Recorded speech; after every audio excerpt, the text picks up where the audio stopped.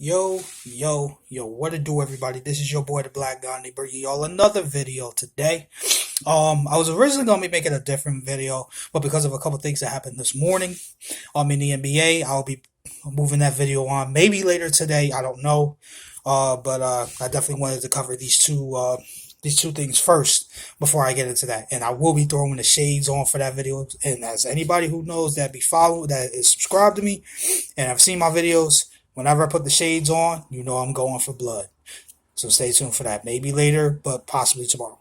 But anyway, let's get right into it. So the first thing I wanted to cover is actually breaking news at the NBA. Chris Paul has agreed to opt in to his final year of his contract in in pursuit of being traded to the Houston Rockets in exchange for Patrick Beverly, Sam Decker, Lou Williams, and a 2018 first round pick that is top three protected, as first reported by Adrian Wojnarowski of The Vertical. And I'm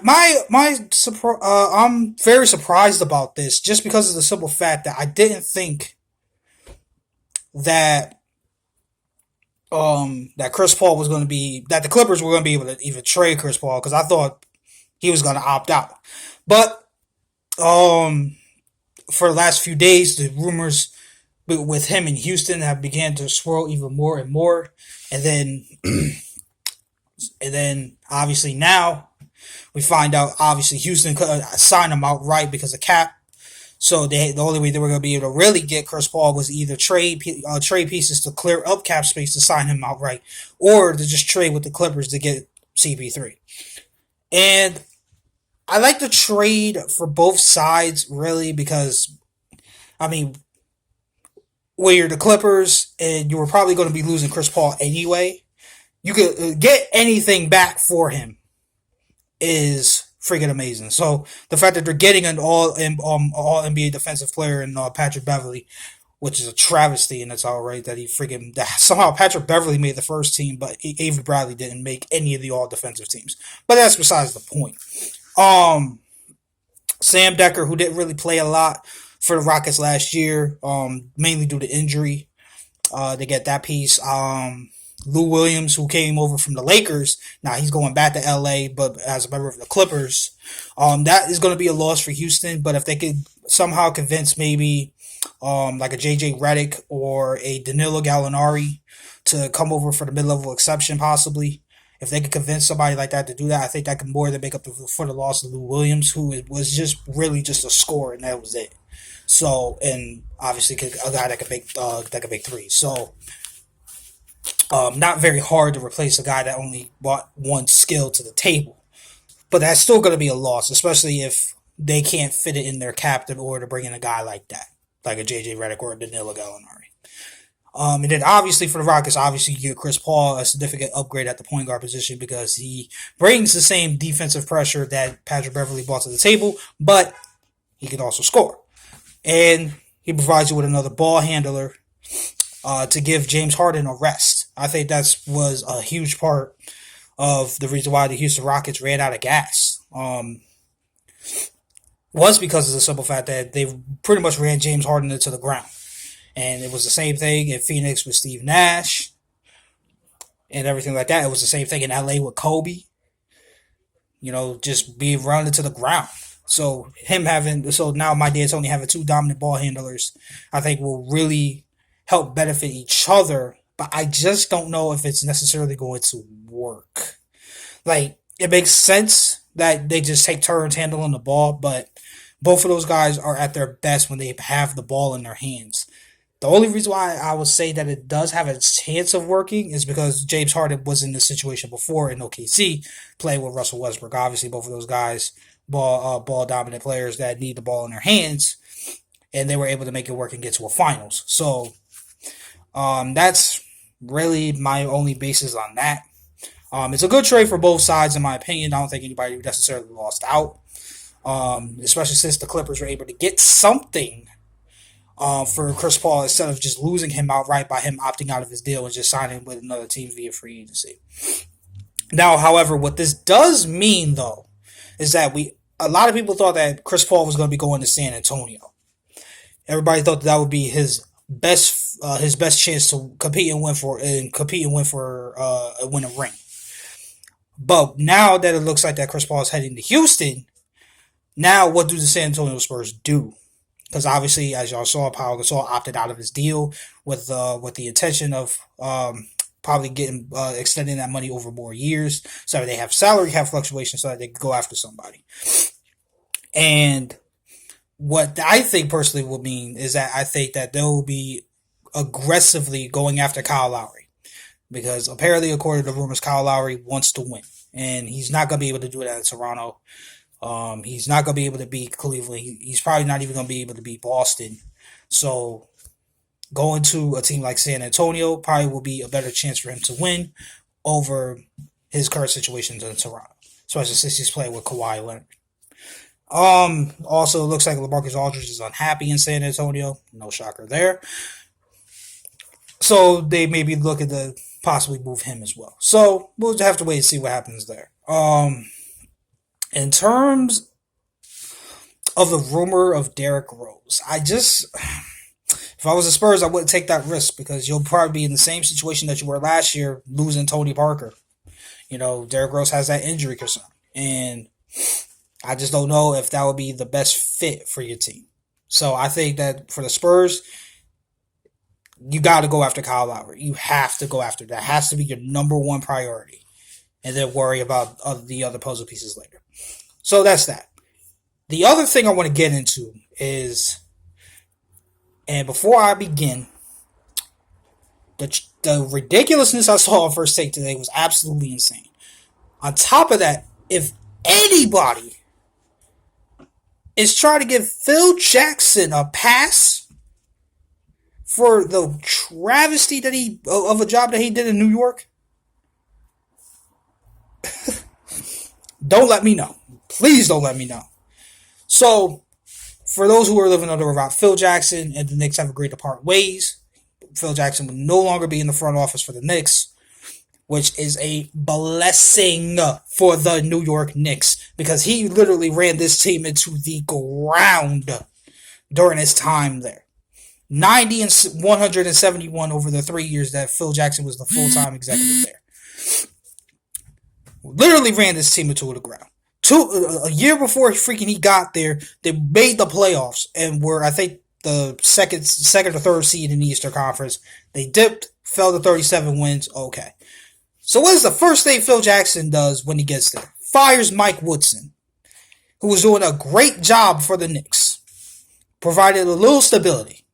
And then he goes and hires Derek Fisher, who had no coaching experience and just retired from the game, over, say, somebody like a Jeff Van Gundy or a Mark Jackson or somebody like that. Because James Dolan, the freaking owner of the Knicks, didn't want to freaking go ahead and pay $5 million to go get Steve Kerr. So your objective was to get Steve Kerr, but then you settled for Derek Fisher. And then on top of that, you're trying to coach the team from upstairs. Trying to implement your freaking stupid triangle offense that does not work in today's NBA. It just does not work.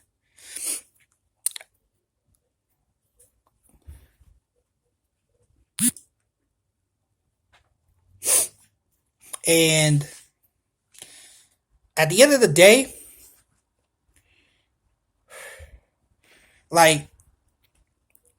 if that's what you wanted to do with the team, you should have just opted to freaking name yourself the head coach.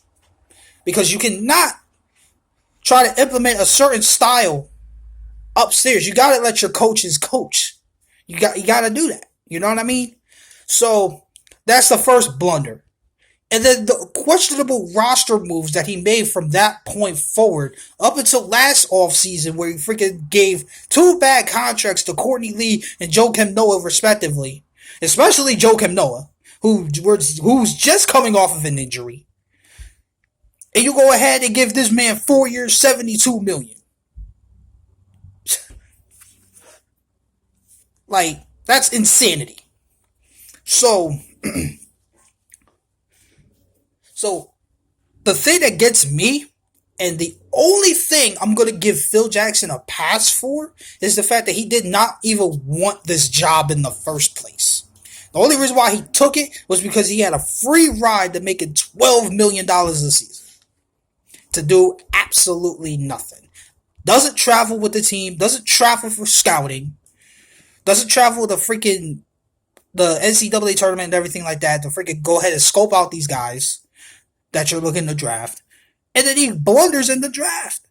Like, outside of Kristaps Porzingis, who he had to get talked into freaking drafting over Jahlil Okafor, what has Phil Jackson done right in the draft? Even this past draft was questionable. Dennis Smith Jr. is right there at 8 for you to take. And you go ahead and grab this point guard out of France who isn't even a big time player on this French team. Now, granted, he's playing for a freaking championship, but freaking nobody knows who this guy is. He has a 59% chance of being a bust, and he only has a 14% chance of being an all-star. And when you have Dennis Smith Jr.